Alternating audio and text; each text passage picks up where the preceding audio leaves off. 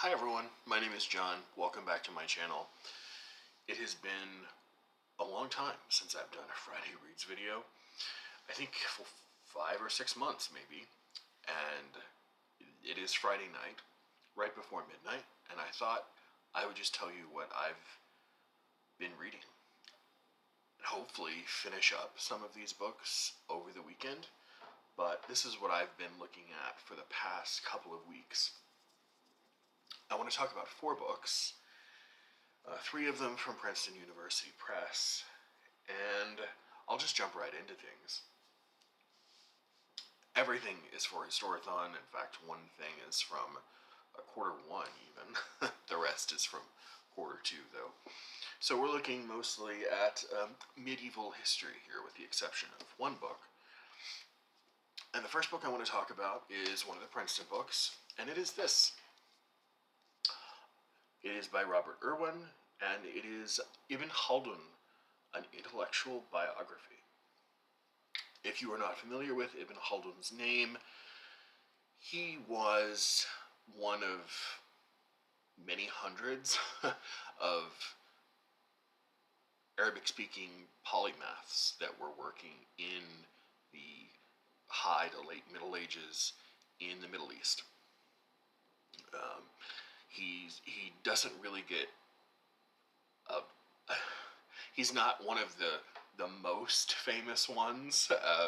Probably Averroes and Avicenna are probably the most referenced Arabic-speaking philosophers from the Middle Ages. But Ibn Khaldun wrote wrote a couple of interesting things, but a book that's still read today is being understood as possibly a sort of a forerunner for sociology called the Muqaddimah. And a Muqaddimah is Arabic for prologue or introduction, prolegomena, something like that, in which he sets forth a theory of history. Ideas that drive history and how civilizations rise and fall. This book, I don't want to offer like a fully fledged out review of it or anything, but this book talks a lot about his political circumstances, some of the leaders that he worked for, some of the internecine conflicts that were going on in North Africa where he was working. And I am about 140 pages through this 200-page book. It's not exactly giving me what I wanted in full. I would have appreciated maybe a tighter focus on the ideas instead of more sort of broad discussion about the politics of the time and the leaders of the time, many of which I have absolutely no clue about. But otherwise, when he does talk about the Muqaddimah and his ideas, it's really fascinating.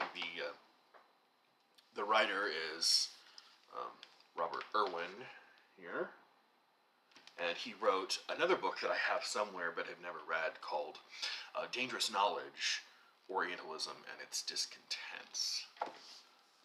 It's somewhere in the shed. Next book, I'll tell you about something I'm reading with someone else. The only book I'm reading with someone else. I'm reading this with Debs from Rainer Reads Stuff.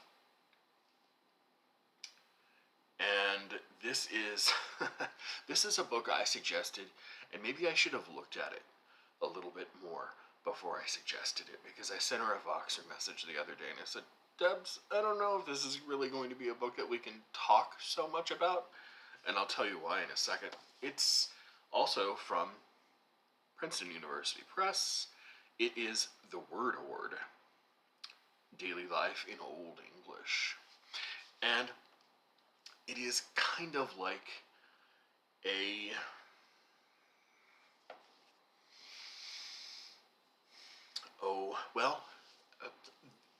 the word Word Horde in Old English means a collection of words, but it's more than just, say, a dictionary. It's kind of like an etymological guide too. Anyway, it's broken up into these sections, like I'll show you chapter 2. Chapter 2 is called Eating and Drinking, and it gives you all of these words that are in Old English, spells them out for you using the Old English alphabet, tells you how to pronounce them, and then sort of gives you a little social and cultural history along with introducing you to the words. And then at the end of the chapter, she gives you what she calls the Word Horde for the chapter, which is basically just an alphabetical listing of all the words that she's discussed. So these are all the words about food and drink, for example. So really interesting to read, maybe a chapter at a time or something, but not really something you can sit down and have a Voxer conversation with someone about, because there is no sustained thesis, there's no ideas being argued here, really. It's just a presentation of Old English words in a nice little book format. And I guess I should have been more thoughtful about suggesting something to read, but Debs has trudged on and is reading it with me anyway. Okay, let's talk about the Last Princeton book. The Last Princeton book is something I'm finishing up for quarter one. And I started it in quarter one and never got around to finishing it. Iced coffee time, sorry. It is That Tyrant Persuasion, How Rhetoric Shaped the Roman World by J.E. Lendon.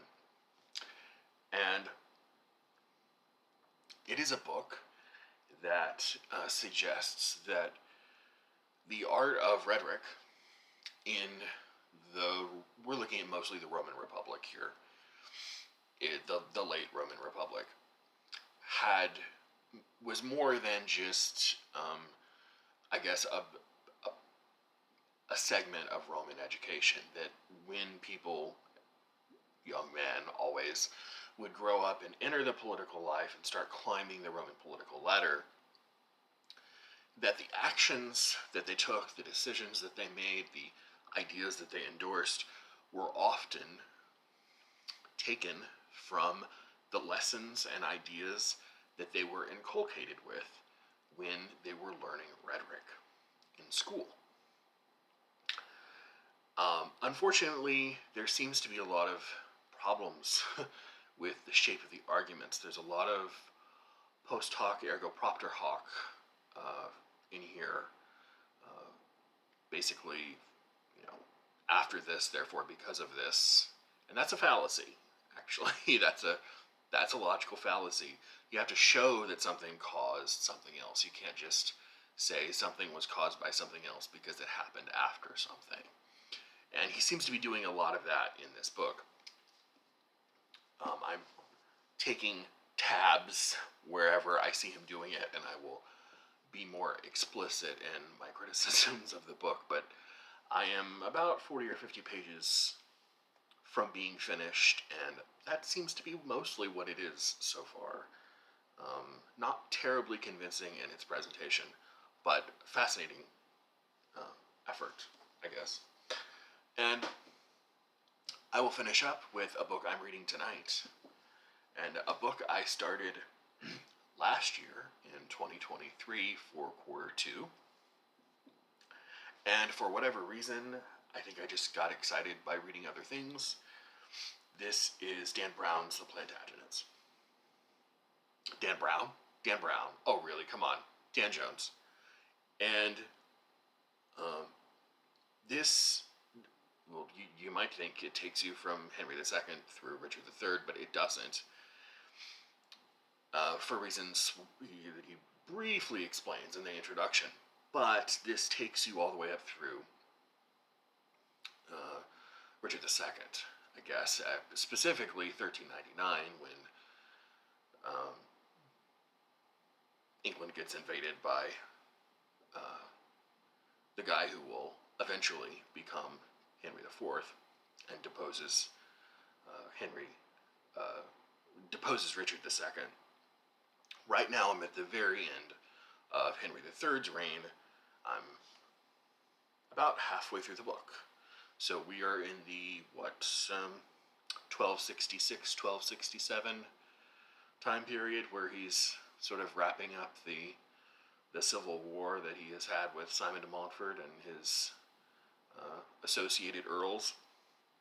And this was really great. I don't know why I didn't finish it last year, but I'm going to give it my best and try to wrap it up this year. And as of course, I will review all of these in their own dedicated videos, as I always do. But it's been a while since I posted a video. I have been writing book reviews. I have 3 or 4 under my belt, and I want to spend the next couple of weeks sharing those, and then get out that second round of books from Princeton University Press that I bought all the way back in February. So those are the things that you can look forward to on my channel if you're interested, curious, eager, and who wouldn't be, really?